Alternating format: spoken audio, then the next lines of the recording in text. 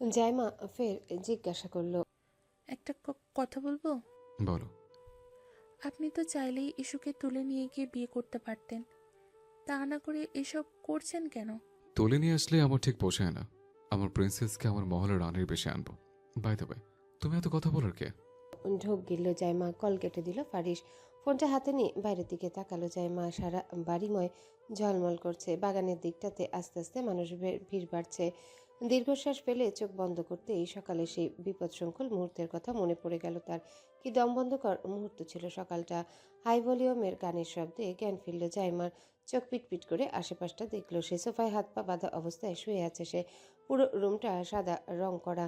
জাইমা মাথা উঠিয়ে ডান দিকে তাকাতেই দেখলো হুডি পরিত কেউ একজন ছবি আঁকছে। হুডির টুপিটা ঘাড়ে ঝুলছে। খুব দক্ষ হাতে ক্যানভাসে একের পর এক আঁচড় কাটছে সে। সোফার ফোমে চেঁচড় খেটে আরেকটু উপরে উঠে শুলো জাইমা।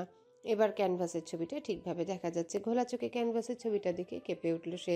এটা তো ইসরাত ছবি, কিন্তু লোকটাকে। মুখ দিয়ে শব্দ করলো জাইমা। পানি তৃষ্ণা পেয়েছে তার। জাইমা শব্দ করতে লোকটা পেছনে ফিরে তাকালো, এগিয়ে গিয়ে বাতি জ্বালালো ঘরের। মুহূর্তে অন্ধকার রুমটা পরিষ্কার হয়ে উঠল। সেই সাথে সাউন্ড সিস্টেমে চলা ইংরেজি গানটাও বন্ধ করে দিল সে। ফের আগের স্থানে এসে দাঁড়ালো ফারিস। জাইমার উদ্দেশ্যে গম্ভীর কণ্ঠে শুধালো সে। উঠে পড়েছ? হুম। 1 সেকেন্ড, মুখের স্কচ টেপটা খুলে দিই। ফারিস ধীর পায়ে এগিয়ে এসে কাউচটাতে বসলো। সেন্টার টেবিল থেকে সাদা গ্লাভসটা নিয়ে বাম হাতে পরে নিল সে, যাতে জাইমার মুখের কোনো অংশের স্পর্শ তার হাতে না লাগে। শক্ত হাতে টান মেরে জাইমার মুখের স্কচ টেপটা খুলে নিল ফারিস। ফারিস স্কচ টেপটা টান বসাতে মুখ দিয়ে ব্যথাতুর শব্দ করলো জাইমা। অনেকক্ষণ পর ছাড়া পেয়ে হাঁপড়ের ন্যায় দম নিল সে। মুখ হা করে বার কয়েক শ্বাস নিয়ে নিজেকে স্থির করে ভয়ার্ত কণ্ঠে জাইমা প্রশ্ন করলো। কে আপনি? আমাকে কিডন্যাপ করেছেন কেন? জাইমার ভয়ার্ত কণ্ঠ শুনে বিদ্রুপ হেসে শুধালো ফারিস। তোমাকে কিডন্যাপ করার ন্যানো পরিমাণ ইচ্ছা আমার ছিল না নেহাত। আমার লিটল গার্লের জন্য এত সব করা। ফারিস ফের উঠে গিয়ে প্যালেট থেকে ব্রাশ ভর্তি রং তুলে ক্যানভাসের চোখগুলো আঁকায় মনোনিবেশ করলো। কে আপনার লিটল গার্ল? আমার পরিচিত এমন কোনো ছোট বাচ্চা কাচ্চা নেই, আর আপনাকে তো বাচ্চার বাপও মনে হয় না। জাইমার প্রশ্নে তার দিকে রাগি চোখে তাকালো ফারিস। রং শুদ্ধ প্যালেটটা ছুঁড়ে মারলো জাইমার দিকে। সঙ্গে সঙ্গে মাথা নামিয়ে ফেললো জাইমা। প্যালেটটা গিয়ে ফ্লোরে পড়লো। অল্পের জন্যই জাইমার শরীর ঘেঁষে গেছে। আরেকটু হলে মাথায় লাগতো প্যালেটটা। হাতের ব্রাশটা মুঠোয় নিয়ে দুমড়ে মুচড়ে ফ্লোরে ছুঁড়ে ফেললো ফারিস। ধারালো কণ্ঠে বলল সে। Shut up. আমার লিটল গার্লের নাম এভাবে নেবে না। মুখ থেতলে দেবো একেবারে। দেখছো না সুইট হার্টের ছবি পেন্টিং করছে? ডিস্টার্ব করছো কেন? ফারিসের এমন আচরণে ভয়ে কুকিয়ে উঠে জাইমা। তার পরনের কালো পোশাকটা জুড়ে রঙের দাগ ছড়িয়ে পড়েছে। লোকটা এমন সাইকো কেন? সামান্য একটা প্রশ্নের ও কি ওভার রিয়্যাক্ট করেছে? জাইমা ফের সামনে চাইলো। ফারিস এক দৃষ্টিতে ইসরার আদ সম্পূর্ণ করা ছবিটার দিকে তাকিয়ে আছে। আচানক ছবিটা ক্যানভাস থেকে খুলে বুকে জড়িয়ে নিল। সারা ছবি জুড়ে ছোট ছোট চুমু এঁকে দিতে দিতে অস্পষ্ট স্বরে ফারিস শুধালো।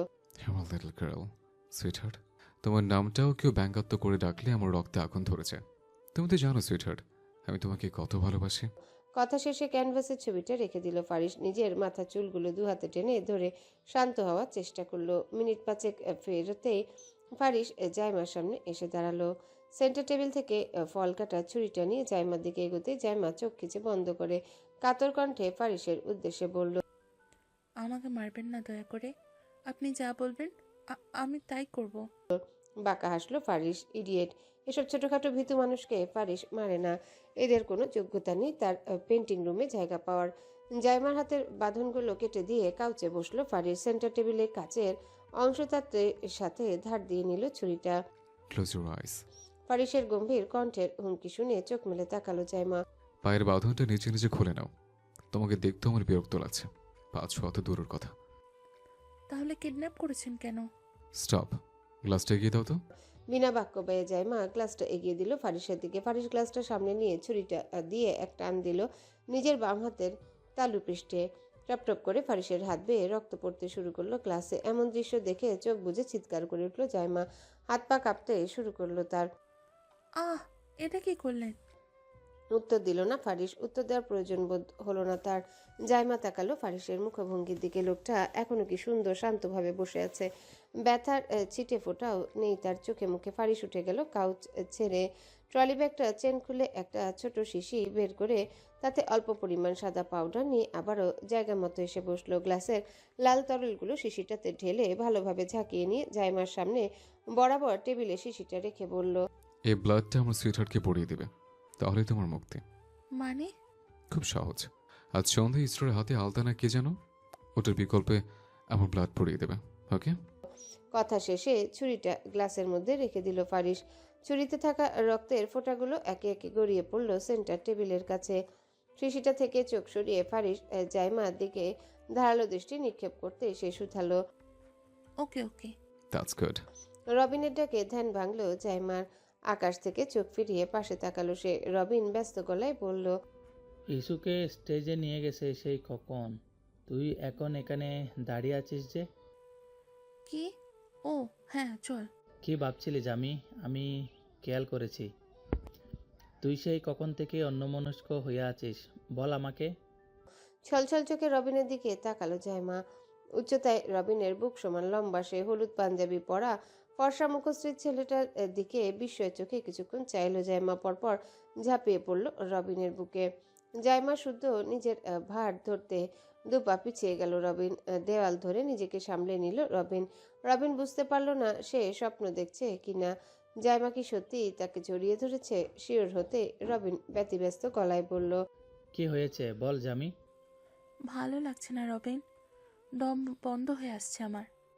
ইস্যুর জন্য মন খারাপ করছে? হুম। থাক, কাঁদিস না, চল নিয়ে যাই। রবিন জাইমাকে সোজা করে দাঁড় করিয়ে দুহাতে সযত্নে চোখ মুছে দিল। জাইমার তুলতুলে হাতটা নিজের মুঠোয় নিয়ে ইসরার বারান্দা থেকে বাগানে এসে দাঁড়ালো। স্টেজে পাশাপাশি বসে আছে রৌনক আর ইসরা। রৌনকের পরনে সাদা পাঞ্জাবি পায়জামা, ইসরার পরনে হলুদ শাড়ি। হলুদের গন্ধ, লাইটিং আর ক্যামেরার ঝলকে ক্লান্ত ইসরা, তবুও মুখে হাসি নিয়ে বসে আছে সে। একে একে সবাই হলুদ ছুঁয়ে গেছে ইসরা আর রৌনককে। বাকি আছে রবিন আর জাইমা। ওরাও দুজন একসাথে উঠল স্টেজে। রবিন গাঁদা ফুলটাতে হলুদ নিয়ে রৌনক আর ইশরা দুজনের গালে ছুঁয়ে দিল। পরপর জাইমাও একইভাবে হলুদটা মেখে দিল। হলুদের অনুষ্ঠান শেষ হতে সবাইকে খেতে বসিয়ে দিলেন আরহাম আর মনির সাহেব মিলে। রাত অনেক হয়েছে, বাকি অনুষ্ঠান খাওয়ার পরেই শুরু হবে। রৌনকের মুখশ্রী জুড়ে প্রাপ্তির হাসি। ইশরা অনুভূতিহীন হয়ে বসেছে, তার মন পড়ছে, তবে কার জন্য তা বুঝতে পারছে না ইশরা। বারবার ফারিস জওয়ানের কথা মনে পড়ছে। মনে পড়ছে সেই 12 বছর আগে চকলেট দিয়ে কবুল বলানোর মুহূর্তটার কথা। পরক্ষণে চিন্তাভাবনা রেখে সোজা হয়ে বসলো ইশরা। হাতের ফুলের গাজরা ঠিক করতে গিয়ে ইশরা চোখ আটকালো হাতের আলতার দিকে। আলতাগুলো লাল রঙের থেকে ধীরে ধীরে কালো লাল বর্ণের হয়ে যাচ্ছে। কৌতূহল না দমিয়ে শাহাদাত আঙ্গুলের আলতাটা একটু ঘষা দিল ইশরা। কুচো কুচো হয়ে আলতাটা উঠে গেল। নিজের মনের ভাবনাটা সত্যি নাকি বুঝতে পারল না সে। আচানক ভয়ার্ত কণ্ঠে চিৎকার করে আসফা বেগমকে ডাকলো ইশরা। আম্মু, আম্মু, এটা আলতা না, এটা রক্ত। আতিফা ভুইয়ার সাথে কথা বলা রেখে আসফা বেগম ছুটে আসলেন। ওনার সাথে এগিয়ে এলেন আতিফা। আসফা বেগম মেয়ের হাত জোড়া টেনে সামনে মেলে ধরলেন।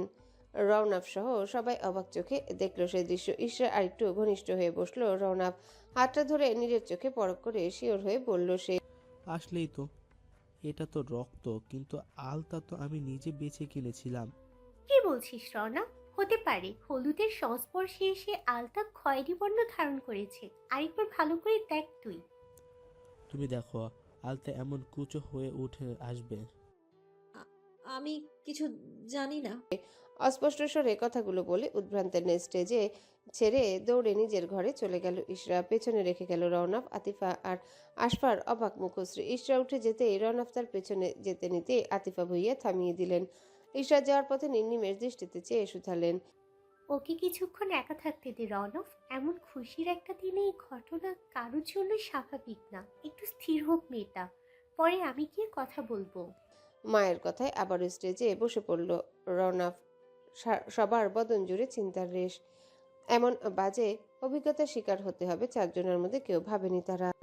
ওয়াশরুমের ফ্লোরে শাওয়ার ছেড়ে হাঁটুতে থুতনি ঠেকিয়ে বসে আছে ইসরা। পানির স্রোতে ফুলের পাপড়িগুলো নেতিয়ে বোটা থেকে খসে পড়েছে। পানির স্রোতের সাথে ভেসে যাচ্ছে গোলাপ আর গাঁদা ফুলের পাপড়িগুলো। ওয়াশরুমের দরজায় কড়া নাড়ার শব্দে ধ্যান ভাঙল ইসরার। শাওয়ারটা অফ করে উঠে দাঁড়ালো সে। নিজের হাতের দিকে তাকিয়ে এর রক্তগুলো উঠেছে কিনা অনেকবার দেখলো। ইসরা হাতগুলো লাল হয়ে আছে। আধা ঘন্টা যাবৎ দু হাত ঘষেছিল সে, অতঃপর সাবান পানিতে চুবিয়ে রেখেছিল। তবুও হাতের দিকে তাকাতে অস্বস্তি লাগছে ইসরার। মনে হচ্ছে তার শরীরের চামড়ার মধ্যে রক্তের গন্ধ ছড়িয়ে পড়েছে। শরীর জুড়ে অস্বস্তি, মন জুড়ে মেঘাচ্ছন্নতা। ইসরা আম্মু, হয়েছে তোর? মায়ের ডাকে ওয়াশরুমের দরজা ছিটকিনি খুলে দরজার সামনে দাঁড়ালো ইসরা। মেয়ের এমন দশা দেখে ভয় পেলেন আসফা বেগম। অনেকক্ষণ ধরে পানিতে ভেজার কারণে চোখ জোড়া লাল হয়ে উঠেছে। ইসরার পরনের হলুদ শাড়িটা ভিজে গায়ের সাথে সিটিয়ে আছে। এখনও ইসরাকে ভেজা শাড়িতে দেখে হাহাকার করে উঠলেন আসফা বেগম। এ কি, তুই এখনো ভেজা শাড়ি জড়িয়ে দাঁড়িয়ে আছিস যে? দাঁড়া, আমি শুকনো পোশাক দিচ্ছি। তড়িঘড়ি করে রওনকদের বাড়ি থেকে দেওয়া শাড়িগুলো থেকে একটা লাল সুতির কাপড় নিয়ে এলেন তিনি। টাওয়েলটা নিয়ে মেয়ের হাতে ধরিয়ে দিলেন আসফা বেগম। শাড়িটা পাল্টে আয়, ওয়েদার চেঞ্জ হচ্ছে। এখন শরীর খারাপ হলে কি হবে? কালকেই তোমার বিয়ে, আর আজ এমন বাচ্চা মুখ করছো কেন আম্মু? কিছু বলতে এসেছিলে আম্মু? ও হ্যাঁ, রওনাফরা বাড়ি ফিরবে। রওনাফ আর ওর মা একবার তোর সাথে দেখা করার জন্য অপেক্ষা করছে। মায়ের কথার প্রত্যুত্তরে ক্লান্ত কণ্ঠে ইসরা শুধালো। ও, আমি আসছি, আর 5 মিনিট সময় দাও।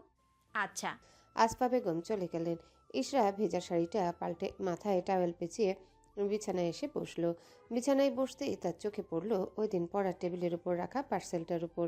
তড়িৎ বেগে বিছানা থেকে উঠে এসে বইয়ের তাক থেকে বক্সটা নিল সে। ফের ব্লাড ডোপ ব্রেসলেটটা বের করে উল্টে পাল্টে দেখলো ইসরা। পরপর কি যেন ভেবে ব্রেসলেটটা হাতে পড়ে নিল সে। ইসরার ফর্সা হাতে লাল ব্রেসলেটটা দারুণ মানালো। বার কয়েক নিজের হাতটা উল্টে পাল্টে দেখলো সে।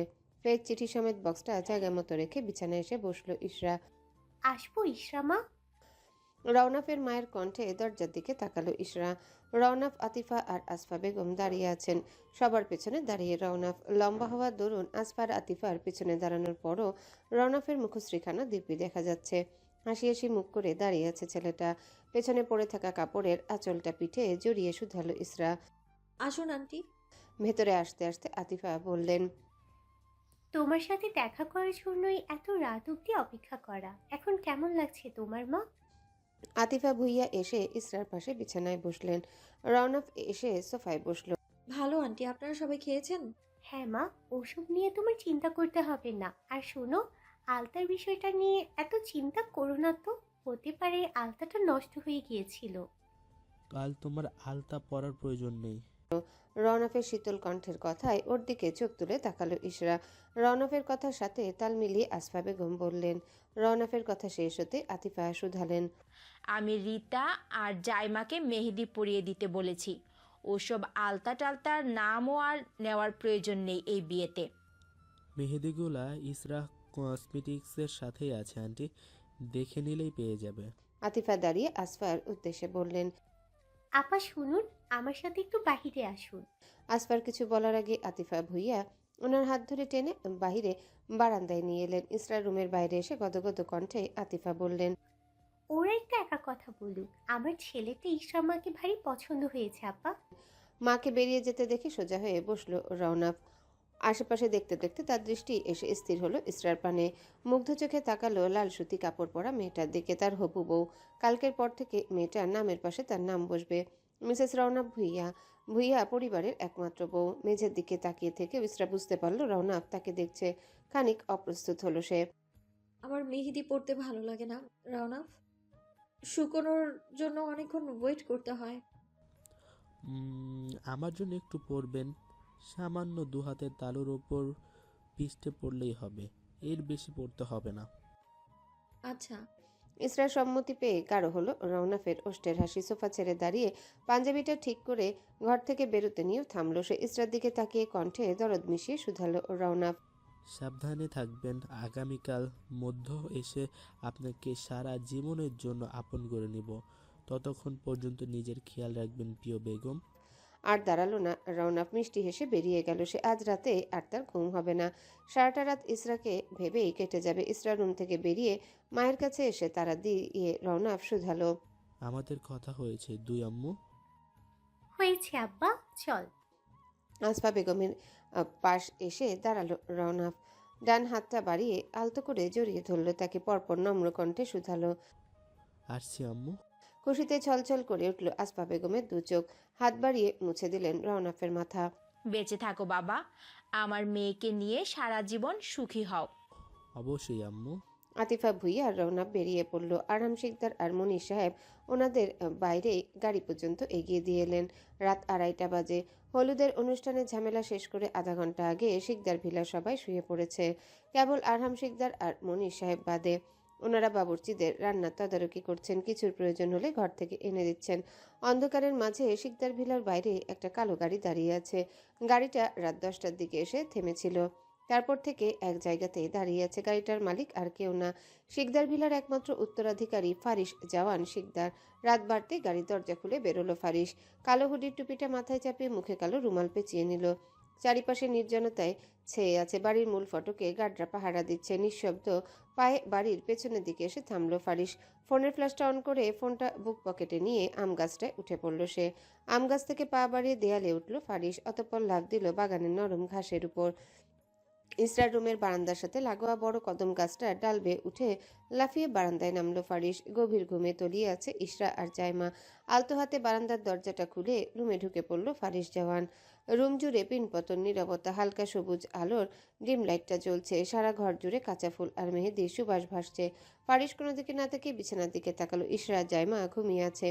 ইশরাকে চিনতে বেশি একটা কষ্ট করতে হলো না তাকে। ইশরার পরনে সুতির একখানা লাল কাপড়। ফারিস অনুভব করল তার শরীর কাঁপছে, হৃৎপিণ্ড জুড়ে ঝড় বইছে অশান্ত বেগে। অবাধ্য অনুভূতি আর হরমোনেরা ছোটাছুটি করছে রক্তকণিকা জুড়ে। শিরশির করছে শরীরের বিশেষ অঙ্গ প্রত্যঙ্গগুলো। কাপা কাপা হাতে পকেট থেকে হলুদের প্যাকেটটা বের করলো ফারিস। ধীর পায়ে এগিয়ে গিয়ে বিছানার পাশে হাঁটু মুড়ে বসলো সে। হলুদটা ফারিসি হামান দিস্তায় পিষে এনেছে। ফারিস বাটা হলুদ থেকে স্বল্প পরিমাণে হলুদ 2 আঙ্গুলে নিয়ে ছুঁয়ে দিল ইশরার কোমল গালে। পরপর একইভাবে হলুদটা ছুঁয়ে দিল ইশরার পায়ের। সাথে আদুরে কণ্ঠে শুধালো সে। বরের হাতের হলুদের ছোঁয়া না লাগলে কি বিয়ে হয় নাকি লিটল গার্ল?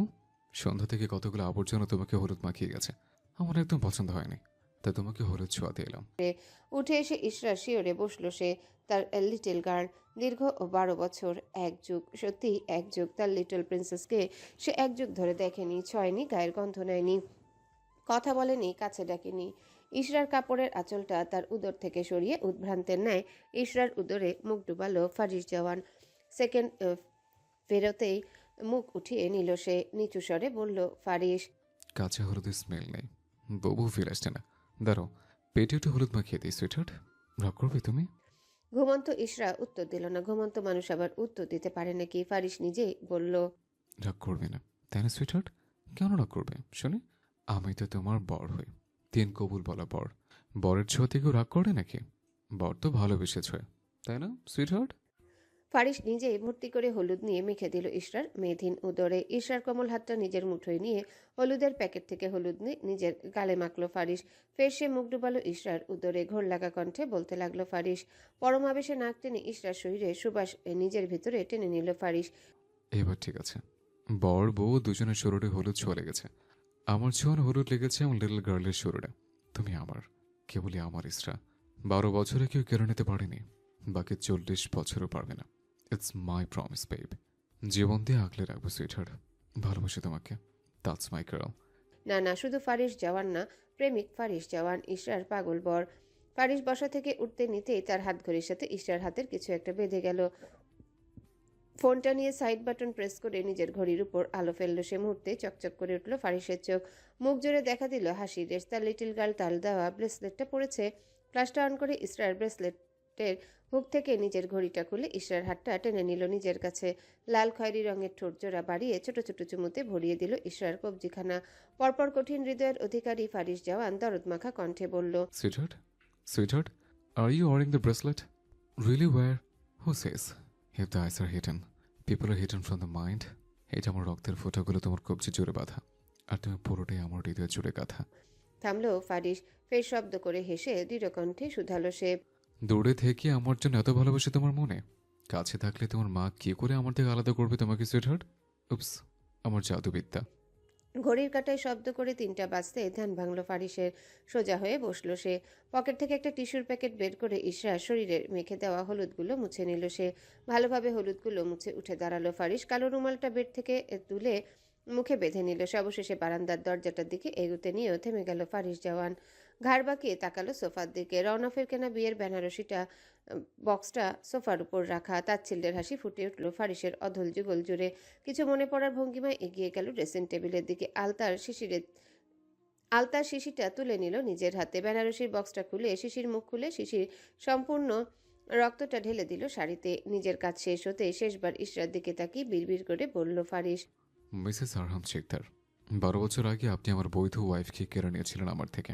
তখন আমার শক্তি ছিল না আমার লিটল গার্লকে আটকানোর, ওকে নিয়ে আলাদা হওয়ার মতো। নেহাল সুইটহার্ট ছোট ছিল বলে টানাহাতটা করিনি। এবার আপনি বুঝবেন ফরিজ জন শিকদার কে জিনিস। কথা শেষ হতেই দরজা খুলে অন্ধকারের মাঝে বেরিয়ে গেল ফারিস। যেভাবে এসেছিল ঠিক সেভাবে দেয়াল টপকে শিকদার বাড়ি থেকে আবারও বেরিয়ে গেল সে। দুপুর 12টা বাজে। শিকদার বাড়ির সকলে হাতে ব্যস্ত, কাজ করে যাচ্ছে। বাবুর্চিদের রান্না শেষ। ওনার এখন খাবারের জায়গায় চেয়ার টেবিল ঠিক করছেন। আস্তে আস্তে অতিথিরা আসা শুরু করেছেন। গেটে দাঁড়িয়ে নিজের বিজনেস পার্টনারদের স্বাগতম জানাচ্ছেন আরহাম শিকদার। ইশরাকে সাজানোর জন্য পার্লার থেকে 2টো বিউটিশিয়ান আনা হয়।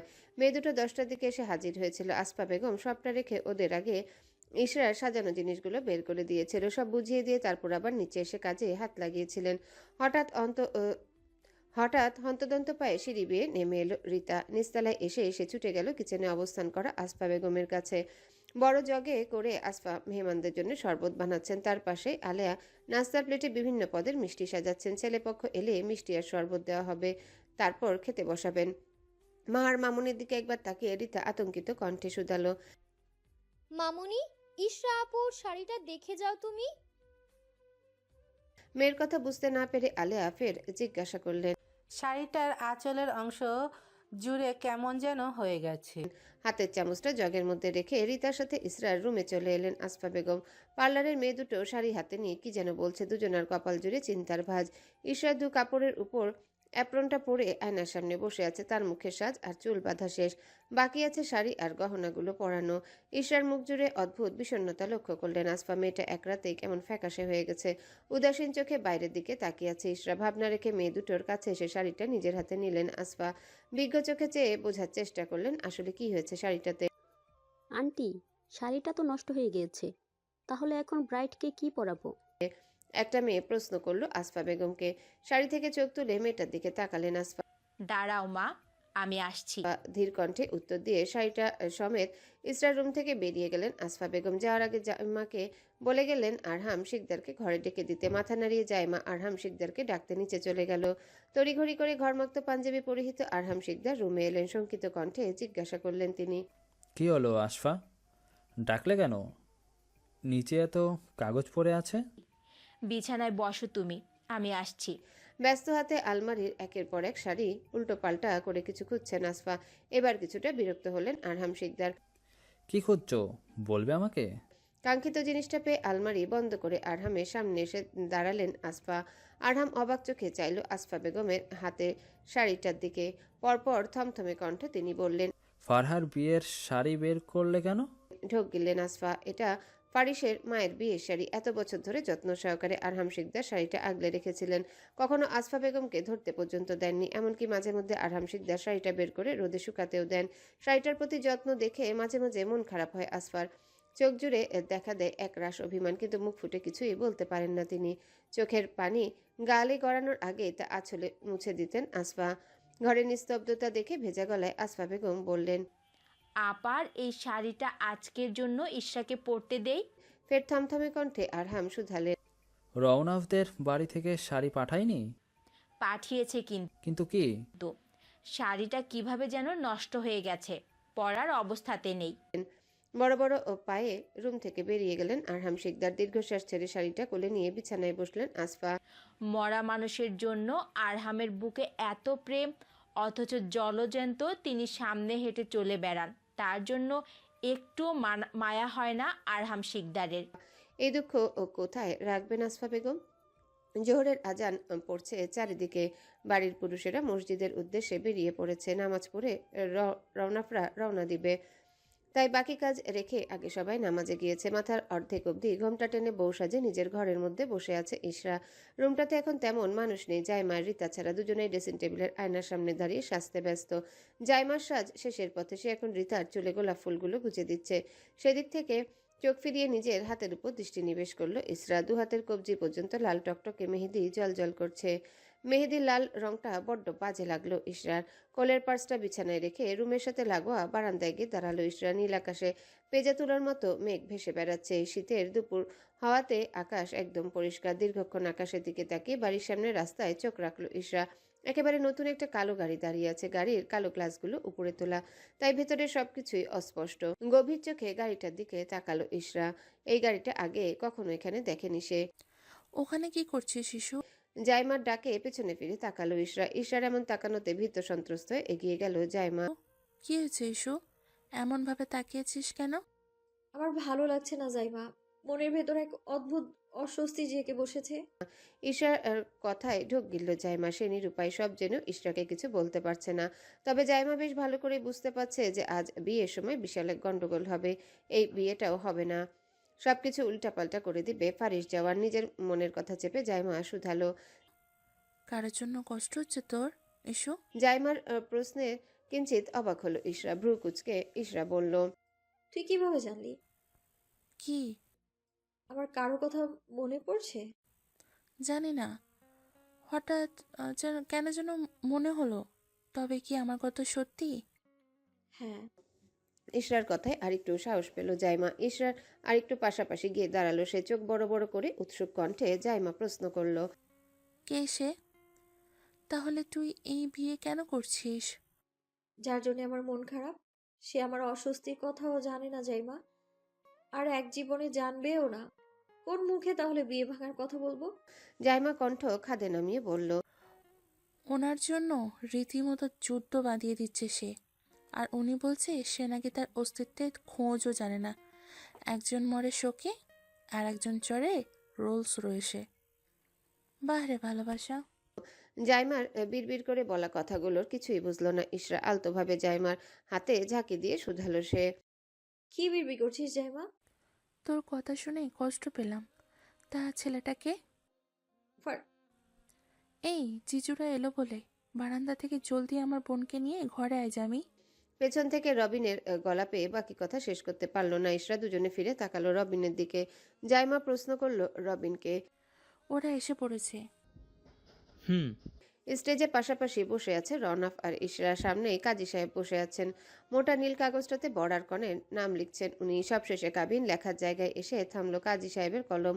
রওনাফের দিকে তাকিয়ে তিনি জিজ্ঞাসা করলেন, কাবিন কত লিখবো বাবা? আমি ফারিজান শিকদারের সকল স্থাবর অস্থাবর সব সম্পত্তি সহ আমার জানটা লিখুন কাজী সাহেব।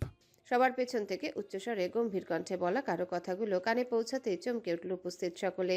মানুষটাকে দেখার জন্য স্টেজ থেকে চোখ সরিয়ে পেছনে তাকালো সকল গেস্ট। ততক্ষণে রওনাফ, ইশরা, আসফা, আরহাম শিকদার সহ স্টেজে বসা সবাই দাঁড়িয়ে পড়েছে। ছেলের কণ্ঠ কেঁপে উঠল। আরহাম শিকদারের বৃদ্ধ হাত জোড়া। তার ফারিস সত্যি এসেছে। এত বছর পর তাহলে মেয়েটার টানে তার ছেলে ঘরে ফিরল। ছলছল চোখে সামনে তাকালেন আরহাম শিকদার। আসফা বেগম ভয়ার্ত চোখে তাকালো ইশরার আরহাম শিকদারের দিকে।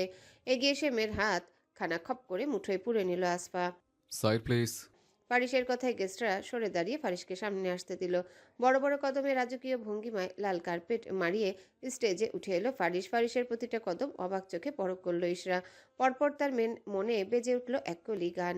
সে যে পথ চলে, বুকে ঝড় তোলে, জেগে উঠে ঘুমানো আশা। চোখ বন্ধ করে নিল ইশরা। অবাধ্য মনকে টেনে গান ভাবা বন্ধ করলো সে। তার পায়ের নিচের মাটি শুদ্ধ কেঁপে উঠল ফারিসকে দেখে। লম্বা চওড়া গড়নের মানুষটার পরনে ফর্মাল সাদা শার্টের উপর কালো ব্লেজার। হাতের কবজিতে দামি ব্র্যান্ডের একখানা ঘড়ি। চুলগুলো জেল দিয়ে সেট করা, তীরের মতো খাড়া নাক, মুখে সুন্দর করে ছাঁটাই করা একগুচ্ছ বিয়ার্ড। ফর্সা গায়ের রং একদম বিদেশিদের মতো। বলিষ্ঠ দেহ জুড়ে আভিজাত্যের ছোঁয়া। যেন খুব দক্ষ হাতে মানুষটার প্রতিটা অঙ্গ প্রত্যঙ্গ সৃষ্টি করে উপরওয়ালা। ইসরার মন গোপনের ভাবধারা হানা দিল। এই সেই ফারিস জাওয়ান শিকদার, যার নামের সাথে 12 বছর আগে চকলেটের বিনিময়ে তার নাম জুড়তে চেয়েছিল মানুষটা। মুনতাসির থেকে তার নাম করতে চেয়েছিল মিসেস জাওয়ান। ফারিস স্টেজে উঠে ডিরেক্ট তাকালো ইসরার চোখের মনির দিকে। ফারিস তাকাতেই চোখাচোখি হলো ওদের দুজনার। এক দৃষ্টিতে ইসরার চোখের দিকে তাকিয়ে থাকলো ফারিস। ফারিসের এমন সরু দৃষ্টি দেখে চোখ নামিয়ে নিল ইসরা। তার এতটা সাহস নেই, থাকলে চোখে তৃষ্ণা মিটিয়ে নিত সুন্দর মানবটাকে দেখে। ফারিস মুগ্ধ চোখে চাইল তার লিটল গার্লের পা থেকে মাথা অবধি। তার মায়ের শাড়িতে কি সুন্দর লাগছে তার লিটল গার্লকে। রওনাফকে ডিঙিয়ে ইসরা পাশে এসে দাঁড়ালো ফারিস। ফারিসকে ইসরার পাশে দাঁড়াতে দেখে টনক নড়ল রওনাফের। এতক্ষণ আগন্তুকটা সৌন্দর্য দেখে সবাই মুগ্ধ হলেও এবার মূল ঘটনা জানতে উৎসুক দৃষ্টিতে সবাই তাকালো। ফারিসের বাহু খামচে ধরে শক্ত কণ্ঠে রওনাফ শুধালো, কে আপনি? আর আমার ওয়াইফের পাশে এসে দাঁড়ালেন কোন সাহসে? রওনাফের কথায় সহসা ঠোঁট কামড়ে হাসলো ফারিস। রওনাফের ধরে রাখা নিজের হাতের জায়গাটাতে একবার তাকিয়ে বলল সে, Who the hell are you? Bangla বুঝতে পারেন না? I'm Rafwan Bhuiyan, is her would be husband. আমি লিটল গার্লের লিগ্যাল হাজব্যান্ড। ফাজলামো করছেন? বিশ্বাস করি না এসব ফালতু কথা। বিয়ের বাগড়া দেওয়ার ইচ্ছা হলে আপনি আসতে পারেন। রওনাফের কথায় বিস্তর হাসলো ফারিস। ইসরা স্নিগ্ধ নয়নে তাকিয়ে তাকিয়ে দেখলো ফারিসের হাসিটা। হাত বাড়িয়ে ইসরার বাম হাতটা নিজের মুঠোয় নিয়ে মনে মনে কিছু একটা পাঠ করলো ফারিস। পরপর ইসরার চোখের দিকে তাকিয়ে হালকা করে ফু দিল সে। Don't believe my words, okay? No problem. Little girl, you tell me, what do I do to you? Faris আমার বর। ইসরার কথায় ফিচেল হাসি দেখা দিল ফারিসের অধর জুড়ে। পিছিয়ে গিয়ে ইসরাকে নিয়ে সোফায় আয়েশি ভঙ্গিমায় বসলো ফারিস। তার আর চিন্তা নেই, বাকিটা লিটল গার্ল সামলে নিবে, পরেরটা সে সামলাবে। শান্তি। ঈশার এক কথায় মুহূর্তে কোলাহল শুরু হলো গোটা বাগান জুড়ে। একে অপরের মুখ চাইল আরহাম শিকদার আর আসফা বেগম। আরহাম শিকদারের মুখ দেখে কিছুই বুঝলেন না আসফা। তিনি এগিয়ে গেলেন ইশরার পাশে। হাত টেনে ইসরাকে উঠাতে নিতেই মায়ের হাত ছাড়িয়ে নিল ইশরা। ইশরা উঠে আয়। মায়ের কথায় যন্ত্রের পুতুলের ন্যায় ফারিসের দিকে তাকালো ইশরা। ইশরাকে তাকাতে দেখে ফারিস দৃঢ় কণ্ঠে শুধালো, লিটল গার্ল, তুমি এক পাও নড়বে না। তেতে উঠলেন আসফা। ছেলেটা এবার বড্ড বেশি করছে। কঠিন গলায় আসফা বললেন, ইশরা, তোকে উঠতে বলেছি। ফারিসের আসফা বেগমের কথায় ঘাবড়ে গেল ইসরা। ভয়ার্ত চোখে সে ফের তাকালো ফারিসের দিকে। মৃদু হাসলো ফারিস। ইসরা থুতনি ধরে কপালে চুমুখে বলল সে, আমাকে ভালোবাসো প্রিন্সেস? উপর নিচ মাথা নাড়ালো ইসরা, যার মানে হ্যাঁ।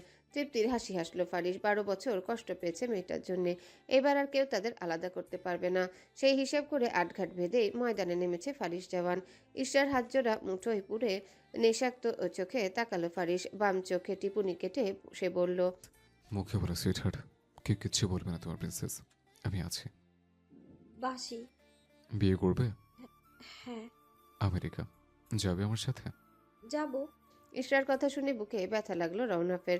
তার ভালোবাসা হঠাৎ একজন এসে কেড়ে নিয়ে যাবে। রওনাফ বেঁচে থাকতে তা হতে দিবে না। ইসরা কি বলছে এসব? আঙ্কেল আপনি কিছু বলুন, আমার কিন্তু আর ভালো লাগছে না। আরহাম শিকদারের দিকে তাকিয়ে রওনাফ বলল। রওনাফের কথায় আরহাম শিকদার এগিয়ে এলেন। ফারিসের দিকে তাকিয়ে শান্ত স্বরে প্রশ্ন করলেন তিনি, তুমি কি চাইছো ফারিস? আমার ওয়াইফকে? ফারিসের কথা শেষ হতে তীক্ষ্ণ কণ্ঠে আসমা বেগম প্রশ্ন করলেন, ইশরা তোমার ওয়াইফ হলো কিভাবে? পকেট থেকে রং চুটে যাওয়া একটা নীল কাগজ বের করলো ফারিস। 4 ভাজের কাগজটা মেলে ধরলো সবার সামনে।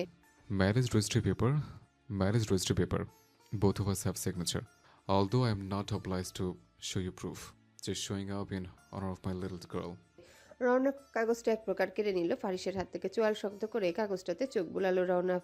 বরের জায়গায় গুটি গুটি ইংরেজি অক্ষরে ফারিস জওয়ান লেখা, কনের জায়গায় আঁকাপাকা হাতের লেখায় ইসরা মুনতাসির লেখা। নামগুলো দেখে মিইয়ে গেল রওনাফের চেহারা। ফারিস হাত বাড়িয়ে কাবিননামাটা নিয়ে নিল রওনাফের হাত থেকে। বাঁকা কণ্ঠে শুধালো সে, আর কোনো ডাউট আছে মিস্টার ভুইয়া? ফারিসের কথার উত্তর দিল না রওনাফ। আসমা বেগমের সামনে এসে দাঁড়ালো সে। এসব কি আন্টি? ইসরা যদি আগেই বিয়ে হয়ে থাকে তাহলে এইসব কেন? এই সব কিছুই মিথ্যা। ইশরার বাবা, তুমি কিছু বলো, থামাও তোমার ছেলেকে। ছেলে মানে? উপস্থিত গেস্টদের মধ্যে সবাই আরো উৎসুক হয়ে উঠল। স্টেজে দাঁড়িয়ে থাকা ছেলেটা আরহাম শিকদারের ছেলে কথাটা শুনে। আরহাম শিকদারের আগের পক্ষের একটা ছেলে আছে, এটা ওনার গুটি কয়েক আত্মীয় স্বজন আর বিজনেস পার্টনাররা জানেন, কিন্তু সে কি এই ছেলেই তা সঠিকভাবে জানা নেই কারো। আসফা বেগম কাচুমাচু মুখে আরহাম শিকদারের দিকে তাকিয়ে আছেন। মুখ ফসকে কি বলে ফেললেন তিনি। এতক্ষণ তাও মান সম্মান যা ছিল এখন তাও গেল। ছেলেটা হঠাৎ বিদেশ থেকে ফিরে এসে যে এমন গন্ডগোল পাকাবে তা জানলে এত বড় অনুষ্ঠানের আয়োজন তিনি করতেন না। তার সাথে আসফা বেগমের এটাও মাথায় এলো না ইসরার হঠাৎ এমন পরিবর্তনের কারণ। ইসরা ভয় পেয়ে বর স্বীকার করার মেয়ে না। তাহলে কি সত্যি মেয়েটা ফারিসকে ভালোবাসে? এই মুহূর্তে মাথা থেকে বাজে চিন্তাগুলো ঝেড়ে ফেলতে চাইলেন আসফা। এসব হতে পারে না। প্লিজ কেউ তো কিছু বলুন। বিআই সাহেব, দয়া করে মুখটা একটু খুলুন। এত হেয়ালিপনা ভালো লাগছে না। রওনাফের বাবার কথায় বিচক্ষণ চোখে ফারিস আর ইসরা দুজনকে একবার দেখে নিলেন আরহাম শিকদার। তিনি চান ফারিস ইসরাকে পাক, ছেলেমেয়ে দুটো একসাথে খুব খুশি থাকুক। তিনি কিছু দিতে পারেননি ফারিসকে। থেমে দৃঢ় কণ্ঠে স্বীকার করলেন আরহাম। হ্যাঁ, ফারিস আমার ছেলে। আচ্ছা, তাহলে তো ও ইসরার বোন হয়। তবে বিয়ের কথা আসছে কোথা থেকে? রাওনাফ ঠিক বলেছে বিআই সাহেব, শুরু থেকেই তো সব ঠিক ছিল। তাহলে এখন এসব কি শুনছি? আমার একমাত্র ছেলের বিয়েতে নিশ্চয়ই আমাদের এসব কাম্য নয়। ইশরাত আর ফারিসের বৈবাহিক সম্পর্ক হালাল হবে। আরহাম শিকদারের কথায় আটকে উঠলেন আসফা। অবাক কণ্ঠে তিনি আরহাম শিকদারের উদ্দেশ্যে শুধালেন। বৈবাহিক সম্পর্ক হালাল মানে কি বলতে চাইছো আরহাম? এই বিয়ে তুমি মেনে নিতে চাইছো? তোমার ছেলের অন্যায় আবদার তুমি গ্রহণ করছো? হালাল সম্পর্ক অস্বীকার করা মানে হয় না। এটা তো কথা ছিল না আরহাম। এখন এইভাবে এসব কথার কোনো মানেই হয় না। ওনাদের কথার মাঝে সামনের দিকে তাকিয়ে দু আঙ্গুলে তুড়ি বাজিয়ে ফারিস শুধালো। অ্যাট দ্য এভরিওয়ান, আপনারা দয়া করে খাওয়া দাওয়া করে বাড়ি যেতে পারেন। না খেলেও সমস্যা নেই, আর নাটক অবশিষ্ট নেই। ফরিস জনের বেশি মানুষ পছন্দ না, আপনারা আসতে পারেন।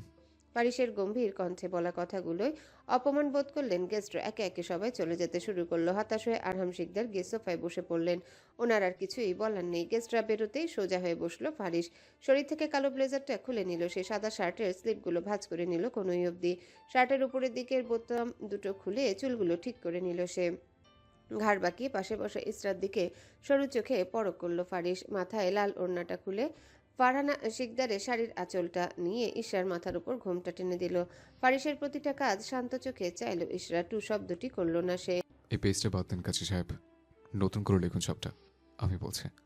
এতক্ষণ নীরব দর্শকের ভূমিকা পালন করা কাজী সাহেব এবার নড়ে চড়ে বসলেন। ছেলেটা যে বেশি সুবিধার না তা ওনার বেশ ভালোই বোঝা হয়ে গেছে। তাই বিনা বাক্যে পৃষ্ঠা পাল্টে নতুন পৃষ্ঠায় লিখতে নিলেন উনি।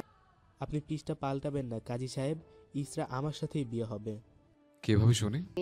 ফারিসের তাচ্ছিল্যে মাখা কণ্ঠে কিঞ্চিত ভরকালো রওনাফ। তবুও নিজেকে শান্ত রেখে রওনাফ বলল। আমি পুলিশকে খবর দিব। আচ্ছা। রওনাফের ধমকে ধীরে সুস্থে দাঁড়ালো ফারিস। কোমরে হাত থেকে কালো নলের পিস্তলটা বের করে রওনাফের কপালে ঠেকালো ফারিস। চোখ বড় করে গুরুগম্ভীর কণ্ঠে সবার দিকে তাকিয়ে বলল। কেউ এক পেয়ে গেলে ডিরেক্ট এখানে শুট করব। আমি কিন্তু মোটেও ভালো মানুষ না। আরহাম দেখো, থামাও তোমার ছেলেকে। এখানে এসে মাস্তানি করছে। Step mom, please stop. Magazine ভর্তি আছে বুলেটে। চালাবো নাকি একটা বুলেট? আপনার মাথায় চালাবো নাকি আপনার সো কল্ড না হওয়া জামের মাথায়? ফারিস, বন্দুক আপনি খুন করেন? ইসরার কাপা কণ্ঠে ধ্যান ভাঙলো ফারিসের। শিট, নো, এটা হতে পারে না। কি করলাম? বিড়বিড় করে কথাগুলো বলে। পিস্তলটা আবার পকেটে পুরে নিল ফারিস। তড়িঘড়ি করে ইসরার সামনে হাঁটু মুড়ে বসে শুধালো সে। It's just fun, little girl. আমরা তো এখন বিয়ে করবো সুইটহার্ট। আপাতত বিয়েতে ফোকাস দে প্রিন্সেস। আমার ভয় করছে আপনাকে। আপনার কাছে বন্দুক আছে?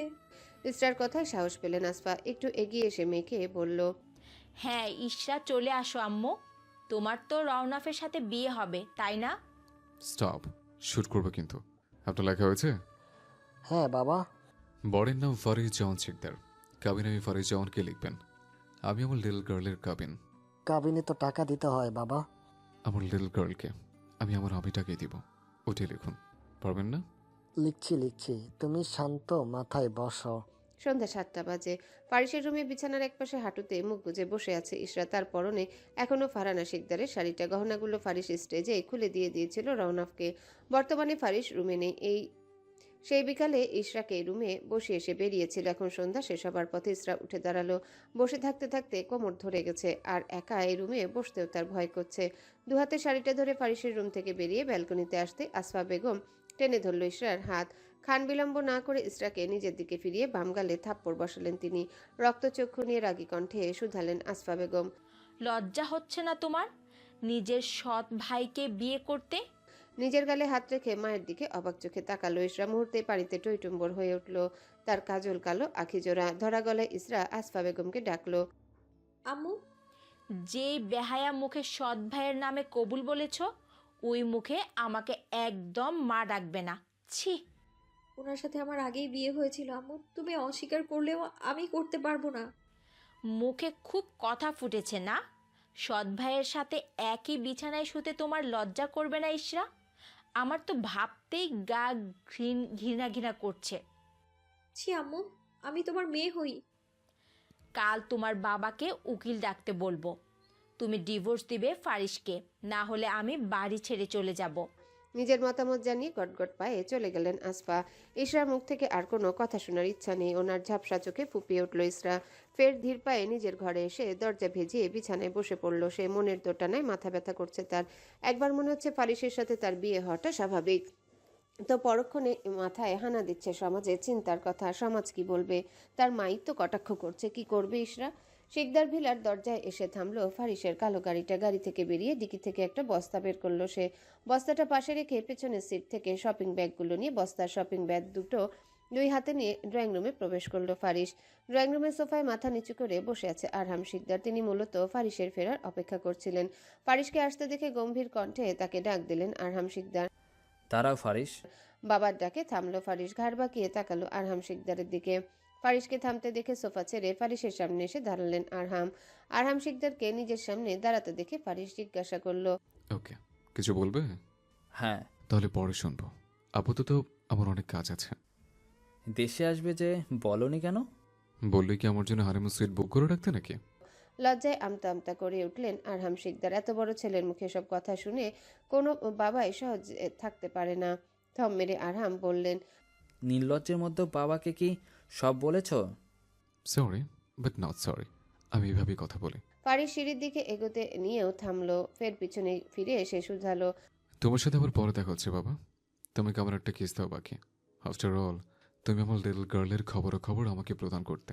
ফারিসের কথায় নিজেকে সামলাতে পারল না আরহাম শিকদার। বয়সের ভারে নুয়ে যাওয়া চামড়ায় নিজের হাত জোড়া খামছে শব্দ করে তিনি নির্লজ্জ বলে উঠলেন। ফারিস বাবার কথা শুনেও না শোনার ভান ধরে উপরে চলে এলো। নিজের রুমে এসে ইশরাকে না দেখে রাগ উঠে গেল ফারিসের। বের হওয়ার সময় মেয়েটাকে বসিয়ে গিয়েছিল তার রুমে, যাতে ফিরে এসে ওর চাঁদ মুখটা দেখতে পারে। কিন্তু প্ল্যান করেছিল কি আর হলো কি? শব্দ করে শ্বাস ছাড়লো ফারিস। ফুলের বস্তা আর শপিং ব্যাগগুলো বিছানায় রেখে শেষবার ইশরাকে ওয়াশরুমে খুঁজলো সে, কিন্তু ইশরা নেই। সেখানেও ইশরাকে না দেখে বুঝলো ইশরা তার ঘরে। ফের বিছানার পাশে এসে শপিং ব্যাগ হাতড়ে বড় একটা চকলেট বের করলো ফারিস। পরপর চকলেটটার দিকে তাকিয়ে ফিচেল হাসলো সে। ইশরা ভেজিয়ে রাখা দরজাটা ঠেলে রুমে প্রবেশ করলো ফারিস জওয়ান। রুমে এসে আবার দরজাটা বন্ধ করে দিল সে। ছিটকিনির ক্ষীণ শব্দে দরজার দিকে তাকালো ইশরা। সাদা শার্ট পরিহিত বলিষ্ঠ দেহের ফারিস শটান দাঁড়িয়ে। সারাদিন একই শার্ট পরে থাকার নিমিত্তে আয়রন ভেঙে গেছে। ইনটাও খুলে নিয়েছে ফারিস। কুচকানো শার্টেও ফারিসকে অদ্ভুত সুন্দর লাগলো ইশরার চোখে।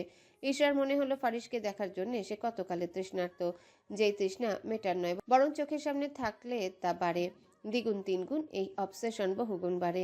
কেমন আছো সুইটহার্ট? ফারিসের আদুরে কণ্ঠে পূর্ণ দৃষ্টিতে তার দিকে তাকালো ইশরা। অতঃপর জড়ানো গলায় জবাব দিল সে, ভালো। আপনি? ফাইন।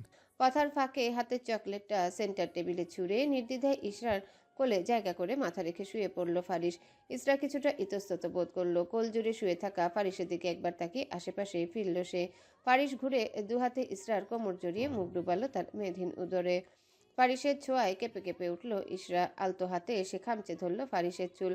প্রসন্ন হেসে নিজের হাতের বাঁধন শক্ত করলো ফারিস। মাথা দিয়ে ইশরার পেটের উপর থেকে আঁচল সরিয়ে পেটে ছোট কামড় বসিয়ে ফারিস শুধালো, তোর শরীরের স্মেলটা খুব সুন্দর লিটল গার্ল, লাইক। ফারিসের অসমাপ্ত কথা শুনতে আগ্রহ নিয়ে শুধালো ইশরা। কি? কোল থেকে মুখ তুলে সোজা হয়ে বসলো ফারিস। ইশরার হাতটা টেনে নাকের সামনে নিয়ে গম্ভীর ভাবে শ্বাস নিল সে। ফের নিঃশাক্ত কণ্ঠে বলল, লাইক মিঠাই, লাইক কুলফি, রসমালাই, রিস্তা বরফি। ইশরা উত্তর দিল না, কেবল মুচকি হাসলো ফারিস। হাসি থামিয়ে চকলেটটার দিকে তাকিয়ে গদগদ কণ্ঠে ইশরাকে প্রশ্ন করলো, চকলেট খাবে সুইটহার্ট? নির্লিপ্ত চেয়ে ইশরা প্রশ্ন করলো, কি চকলেট এটা?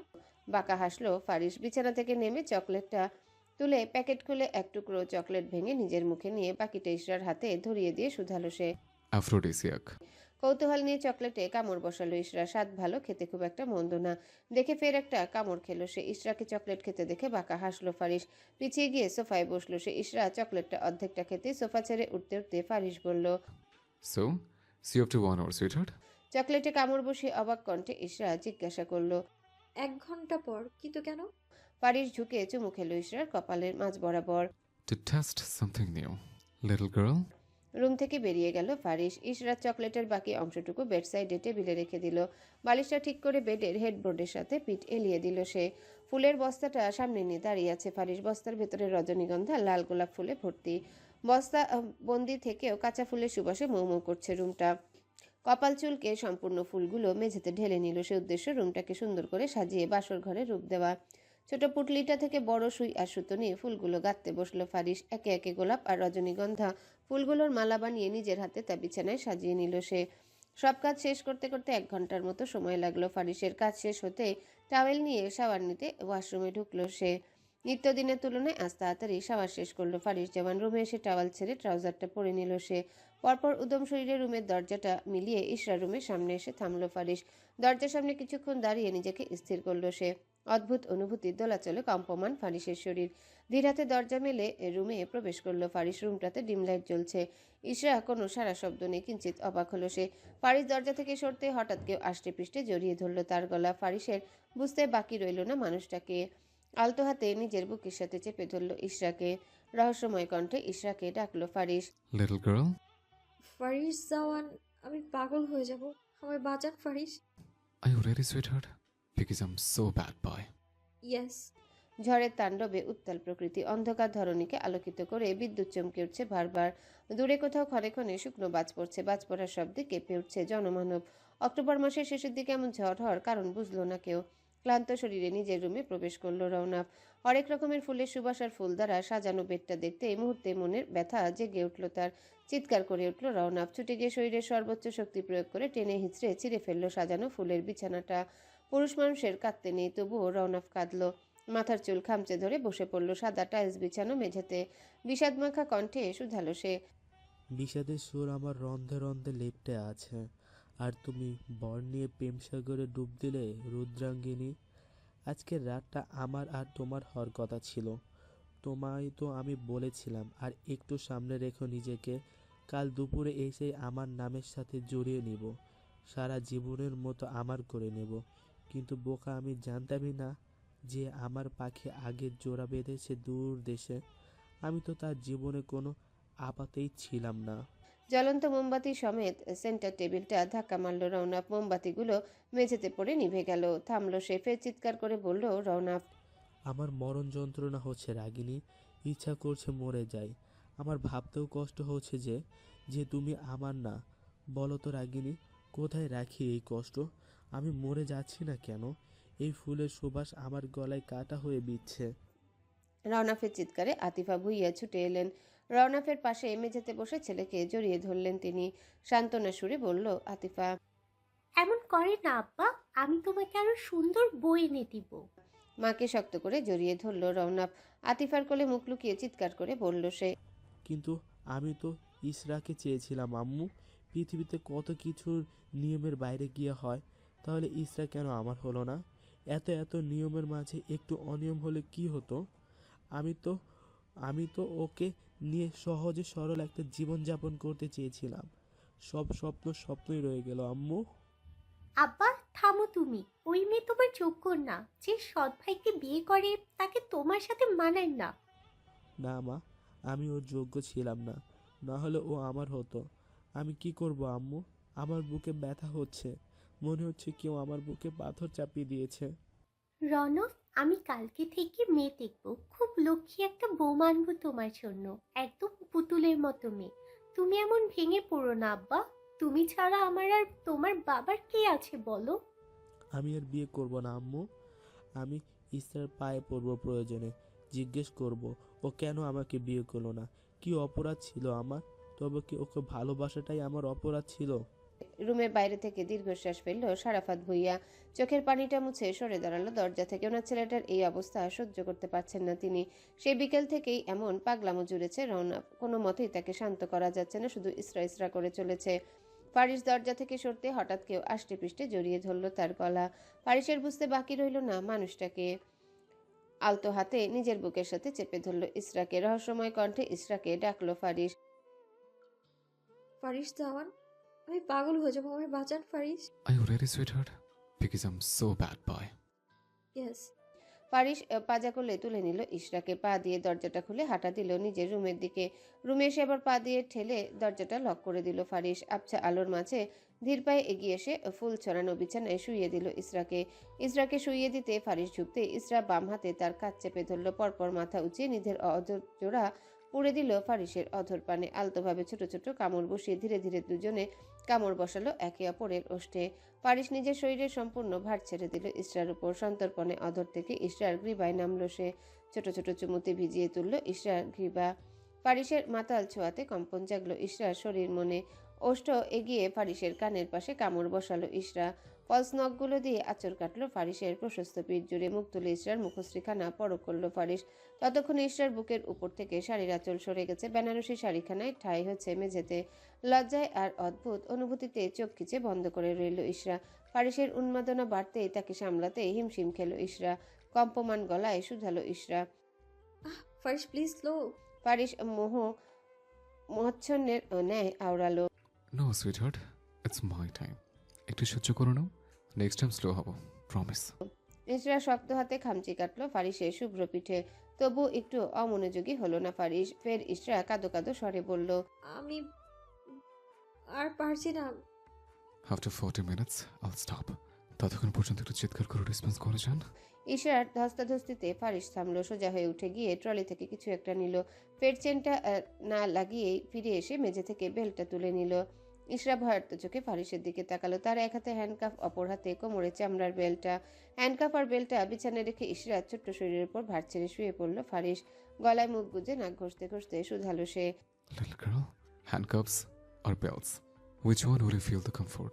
ফারিস আজকিশোরের কথায় কেঁপে উঠল ইশরা। ফারিসের প্রশস্ত বুক শক্ত হাতে খামচে ধরে নেশাক্ত কণ্ঠে ইশরা শুধালো, এসব কেন? যাতে তুমি ডিস্টার্ব না করতে পারো। আমার নড়াচড়া একদম পছন্দ না। Try to understand. ফারিস ইসরার দুহাত এক হাতে চেপে ধরে অপর হাতের সাহায্যে হ্যান্ডকাফটা পরিয়ে দিল ইসরার দুহাতে। হ্যান্ডকাফটা লক করে চাবিটা ছুঁড়ে মারল বেডসাইড টেবিলে। কাজ শেষ হতেই ফিচেল হাসলো Faris. That's fine. I left your mouth open to respond. So start sweetheart. Faris মুখ ডুবালো ইসরার মেধহীন উদরে। পরপর ঘোর লাগা কণ্ঠে গেয়ে উঠল সে। রাত বাড়ার সাথে সাথে বাড়ে ফারিসের অবাধ্য ছোঁয়ারা। ভদ্র আর রকচটা পুরুষটা হয়ে ওঠে রহস্যময় ভালোবাসার ফোয়ারা। ইশরার দেহবরণ জুড়ে ফারিসের অনুভূতিরা ঠিকরে পড়ল ভালোবাসার ছোঁয়া হয়ে। অবাধ্য আর প্রশস্ত শরীরের ফারিস আদরে আদরে জর্জরিত করে দেয় ইশরার কোমল কায়াখানা। লজ্জা আর অদ্ভুত অনুভূতিতে লাল নীল হয়ে ওঠে ইশরার তনুমন। দুজনাই ডুব দেয় অতল প্রেমের সমুদ্রে। যেই সাগরের পাড়ি দেওয়ার সঙ্গে প্রিয় মানুষ হলে জান্নাত দেখায়, আর অপ্রিয় হলে জাহান্নাম। গম্ভীর মুখে বিছানায় বসে আছেন আসফা বেগম। মাথা নামিয়ে আরহাম শিকদার সোফায় বসে আছেন। নীরবতা ভেঙে আসফা বললেন, তোমার নির্লজ্জ ছেলে এখন বাসর ঘর সাজাচ্ছে নিজের জন্য, আর তুমিও চুপচাপ সবকিছু দেখছো? বাহ। শোনো আশফা, মাথা ঠান্ডা করো তুমি। কিসের মাথা ঠান্ডা করব? আমার মেয়েকে আমি রওনাফের সাথেই বিয়ে দিব।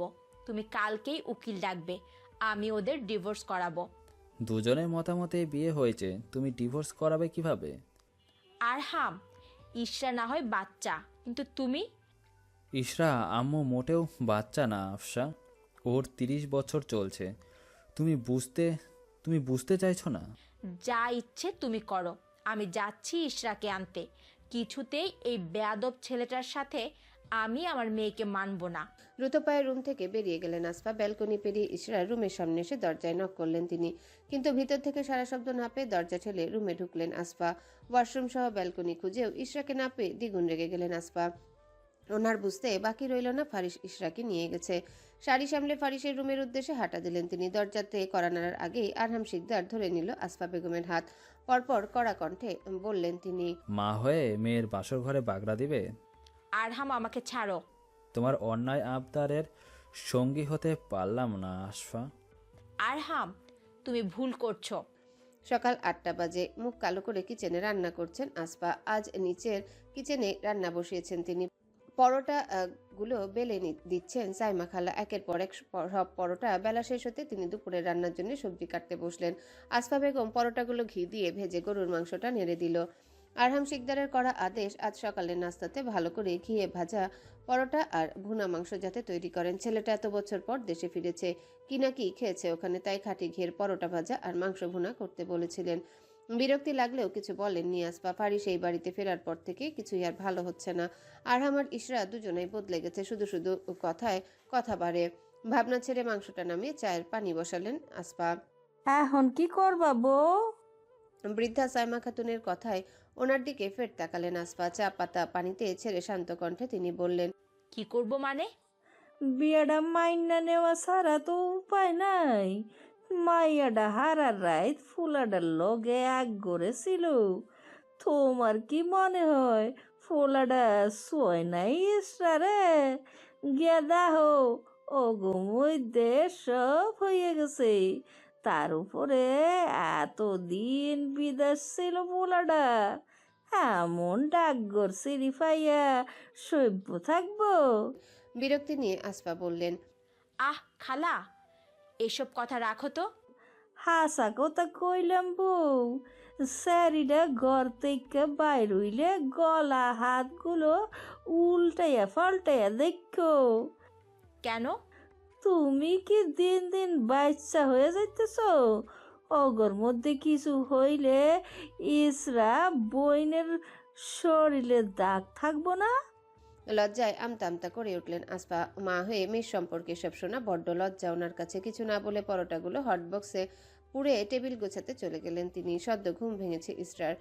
শরীর নাড়াতে গিয়ে বোধ করলো পুরোটা শরীর ব্যথায় জর্জরিত হয়ে আছে। তার মধ্যে ফারিস তাকে আষ্টে পৃষ্ঠে জড়িয়ে রেখেছে। ইসরা ফারিসের উন্মুক্ত বক্ষ থেকে মুখ তুলে ফারিসের হাত ছাড়িয়ে উঠবার চেষ্টা করলো সে, কিন্তু পারল না। ইসরা নাড়াচাড়াতে আধো জাগরণে চোখ খুলে তাকালো ফারিস। ঘুম ঘুম কণ্ঠে প্রশ্ন করলো সে, What happened to you, Ansel Strumpet? এভাবে নড়চড় করছে কেন? কত বেলা হয়েছে, উঠতে হবে। কিন্তু আমার ঘুম ফুলফিল হয়নি। আপনি ঘুমান। নিষেধ করেছে কে? আমায় উঠতে দিন ফারিস। ওকে।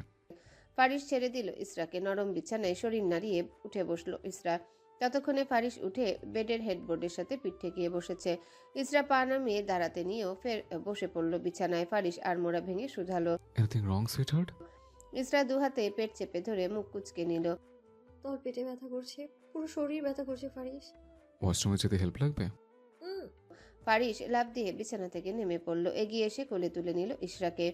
বেশি ব্যথা করছে সুইটহার্ট, মেডিসিন নেবে? লাগবে না। সত্যি? ওয়াশরুমের দরজায় এনে ইশরাকে দাঁড় করিয়ে দিল ফারিস। ইশরা দরজা বন্ধ করতেই ফারিস ট্রলিগুলো নিয়ে বেডের পাশে এসে দাঁড়ালো। ট্রলি থেকে সাদা টি শার্ট আর কানালি ব্র্যান্ডের কালো ট্রাউজারটা নিয়ে এলো। পরপর কাবার্ড মেলে বাকি পোশাকগুলো কাবার্ডে সাজিয়ে রাখলো সে। পোশাক গোছানো শেষে ফারিস ঘড়ি আর পারফিউমগুলো ড্রেসিং টেবিলে সাজিয়ে রাখলো। তার কাজ শেষের দিকে আসতে সাদা টাওয়েলটা বুক থেকে হাঁটু অবধি পেঁচিয়ে বেরিয়ে এলো ইশরা। ফারিস আমোয়াজ ব্র্যান্ডের শেষ পারফিউমটা রেখে এগিয়ে গেল ইশরার সম্মুখে। অন্য আরেকটা টাওয়েল নিয়ে ইশরার চুল শুকানোতে মনোনিবেশ করলো সে। হাতের কাজ করার মাঝে ফারিস আদুরে কণ্ঠে শুধালো, বেটার ফিল করছো? তোমার ড্রেস রাখা আছে কাপড়ের লেফট সাইডে। স্যালোর কামিজ এনেছে আপাতত, সাইজ ঠিক আছে। পছন্দ হয় কিনা দেখে নাও। সাইজ ঠিক আছে মানে? তোমার সব পোশাকের সাইজ আমার জানা আছে সুইটহার্ট। সব মানে সব পোশাকের মিলে দেখতে পারো। রহস্যময় হাসি হাসলো ফারিস। লাজুক হেসে মাথা নাড়িয়ে সম্মতি জানালো ইশরা। পরপর খুঁড়িয়ে খুঁড়িয়ে কাবার্ডের দিকে এগিয়ে এলো সে। ইশরাকে খোঁড়াতে দেখে ফারিসের মেরুন অধর জুড়ে দেখা দিল প্রাপ্তির হাসি। তার দেওয়া ভালোবাসার কষ্টে তার লিটল গার্ল খুঁড়িয়ে হাঁটছে। দৃশ্যটা দেখার জন্য একটা যুগ তাকে অপেক্ষা করতে হয়েছে। এইবার থেকে তার প্রতিদিন কাজ হচ্ছে তার লিটল গার্লের মিষ্টির যন্ত্রণার কারণ হওয়া, কোমল শরীরের ভালোবাসার চাপ লেপটে দেওয়া। নাস্তার টেবিলে বসে বসে সংবাদপত্র পড়ছেন আরহাম শিকদার। আসফা বেগম চায়ের কেটলিটা নিয়ে এসে বললেন, তোমাকে নাস্তা দিব? সংবাদপত্রে চোখ বুলাতে বুলাতে গম্ভীর কণ্ঠে আরহাম শিকদার শুধালেন, না ফারিস, আর ইস্যু আম্মু আসুক। 9টা বাজতে চলেছে আরহাম, তোমার সকালের ওষুধ খাওয়ার সময় পেরিয়ে যাচ্ছে। একদিন দেরি হলে কিছু হবে না, আসো তুমি যাও। ওনাদের কথার মাঝে উপর থেকে নেমে এলো ইশরা। বহু কষ্টে বাবার সামনে দিয়ে সোজা হয়ে হেঁটে এলো সে। কিচেনের সামনে আসতে ফের খুঁড়িয়ে খুঁড়িয়ে কিচেনে প্রবেশ করলো ইশরা। সাইমা খাতুন তখন ভাতের মার গালছেন। ইশরাকে খুঁড়িয়ে খুঁড়িয়ে হাঁটতে দেখে তিনি দ্রুত পায়ে এগিয়ে এসে ইশরার হাত চেপে ধরলেন। ইশরা ওনার দিকে তাকাতে অবাক কণ্ঠে প্রশ্ন করলো, সাইমা খালা, তোমাগো মধ্যে সব হইয়া গেছে ইসরা বই? ওনার এমন প্রশ্নে থতমত খেলো ইশরা। ভেবে পেল না সে কি উত্তর দিবে। মানে কি আপা? মানে বুঝো নাই, ওই যে স্বামী স্ত্রীর মধ্যে যা হয় তা। এসব কেমন প্রশ্ন করছেন আপা? আমি গরম পানি নেব, চুলোতে আছে। নাকি বসাতে হবে? আগে আমার কথার উত্তর দাও, আমি ফানি দিতাছি তোমারে। কি উত্তর দেবো আপা? এসব কি বলে বেড়ানোর কথা? দূর, তুমি থামো, আমারে দেখতে দাও দেখি। সাইমা খাতুন ইশরার ওড়না সরিয়ে উৎসুক চোখে তার গলা দেখতে ব্যস্ত হলেন। অস্বস্তিতে জমে গেল ইশরা। সেই কিছু বলার আগে সাইমা বললেন, ফোলাটা রাইকোস না কি? তোমার গলা তো খাইয়ে ফেলছে গা। দেখো, পুরা ধবধবা সাদা গলা খানিতে কালশিটের দাগ পুইরা গেছে। ওনার থেকে এমন কথা শুনে আরেকটু গুটিয়ে গেল ইশরা। এসব কথা এত সহজে কিভাবে বলছে সাইমা আপা? মাথায় এলো ইশরার। আমি আসছি। ওড়নাটা কোনো মতে পড়ে ছুট লাগালো সে। ইশরাকে লজ্জা পেতে দেখে পান খাওয়া লাল দাঁত নিয়ে মিটিমিটি হেসে উঠলেন সাইমা খাতুন। হাসি থামিয়ে আফসোসের স্বরে তিনি মিনমিনিয়ে বললেন, আমার জাউরাটা জীবনে এমন সোয়াগ দিল না। শালা কবরে গিয়া এখন হইতে আসোস, আল্লাহ তোর বিচার করুক। ডাইনিং টেবিলে আরহাম শিকদারের পাশে চেয়ারে ফারিস বসেছে। পরের চেয়ারটাতে ইশরা। আসফা বেগম পরোটার মাংস দিয়ে প্লেট সাজিয়ে সবাইকে দিয়ে উনি কিচেনের দিকে যেতে নিতে আরহাম শিকদার ডাকলেন, কোথায় যাচ্ছ আশিফা? নাস্তা করে বসো। খাওয়ার ইচ্ছে নেই? ওনার কথায় মুচকি হাসলো ফারিস। সে থাকাতেই যে আসফা বেগম খেতে বসছেন না তা ভালোই বুঝেছে সে। আসফা বেগমকে আরেকটু রাগিয়ে দিতে মুখ খুলল ফারিস। এ কি শাশুড়াম্মু, জামাই কিভাবে খাবার দিয়ে মুখ ঘুরে চলে যাচ্ছেন কেন? ফারিসের দিকে ঘুরে দাঁড়ালেন আসফা। তাচ্ছিল্যের স্বরে জবাব দিলেন তিনি, আমাকে আবার কবে থেকে আম্মু বলা ধরেছো তুমি? চোখ বড় বড় করে অবাক হয়ে শুধালো ফারিস। হোমা, শাশুড়ি মাকে আম্মু বলবো না তো কি আব্বু বলবো নাকি? হেয়ালি করছো আমার সাথে? একদম না আম্মাজান, আপনার ওই সাদা চুলগুলোর কসম।